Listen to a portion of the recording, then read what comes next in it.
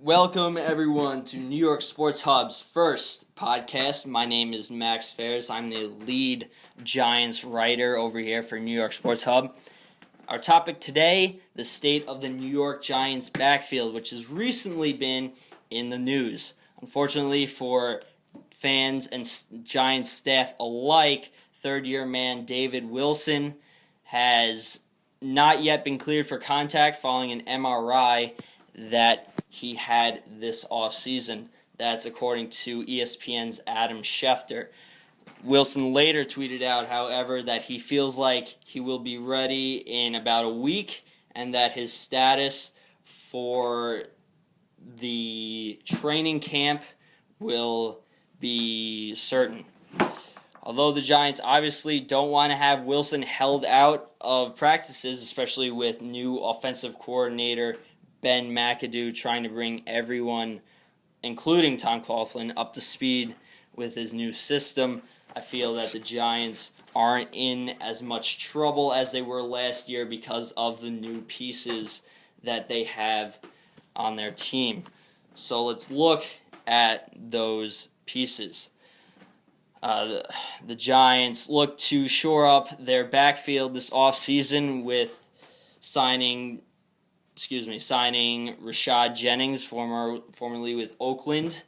They still have former Brown and Buccaneer Peyton Hillis, and they drafted Heisman finalist Andre Williams in the 4th round, 113th overall in this year's draft. He's out of Boston College. The Giants also have Michael Cox, the third-year man out of UMass, who's still somewhat of a question mark, although he did have an opportunity to prove himself last season. At this point, it is very early to project a depth chart. Of course, everyone's still running around in shorts. No one has pads on. There's no contact. But if one thing's for certain, you know that Rashad Jennings will be the lead back here. Jerry Reese and the Giants are paying him as so, a 4-year, $10 million deal. Barring injuries, he's going to be the man at the top. The second spot is where it gets interesting, however. The Giants did have Peyton Hillis, who they signed in wake of injuries last year. Hillis, although he wasn't, the Hillis of old, he was still somewhat reliable. He had some fumbling problems, which, of course, we know now Tom Coughlin does not like. So Hillis, possible there for the second spot. Andre Williams is there. He's a tough between-the-tackles runner, very Tom Coughlin style. Team captain at Boston College, which we all know that Tom Coughlin loves his team captains. Every player drafted this year was a team captain, if you did not know. Some of the things that come to mind when talking about these two running backs, Hillis, like we saw last year, did pretty admirably. He was a tough runner, had some, decent runs, not what we saw of years past, but he was a good pass blocker. Did very well when he was called upon for that. Decent hands. Not what you're not going to see him get over 3 or 4 passes a game. That's just not what he does. He's a very tough, Brandon Jacobs style running back. We see when we take a look at Andre Williams, he is not a pass catcher. It's very well known among scouts, even Boston College fans.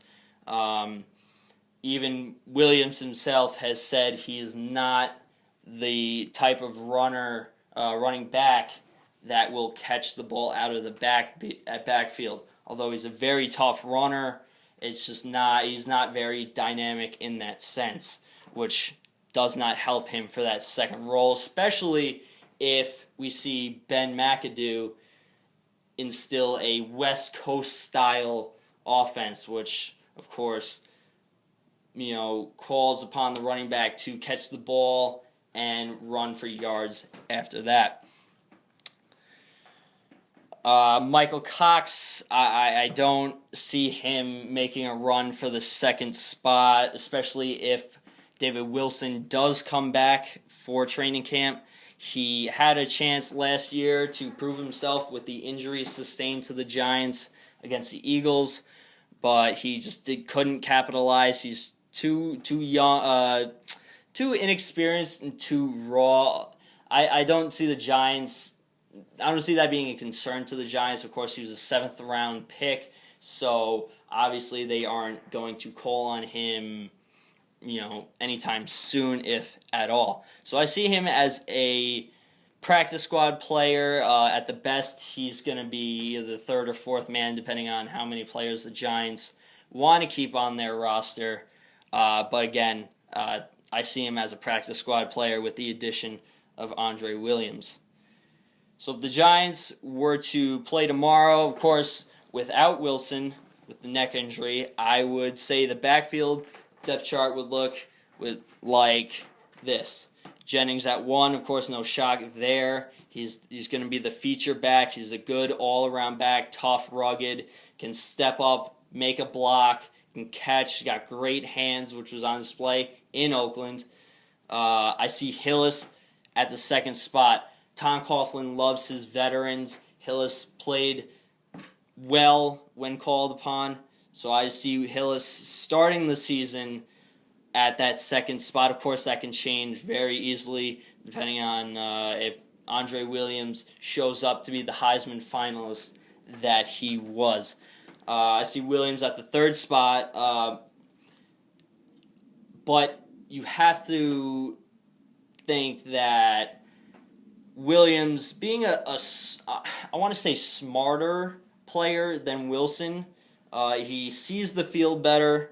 He's obviously not as shifty, but that's just not his style. He's between the tackles. I see Williams getting a lot of reps at the 3rd spot in the depth chart. I see Hillis more as the 3rd down back because of his size. He can block very well. Williams, I like the tandem with him and Jennings, but I'm just going to put Williams at the 3rd spot for now because he is a rookie, and Tom Coughlin does not like to play those rookies out of the gate.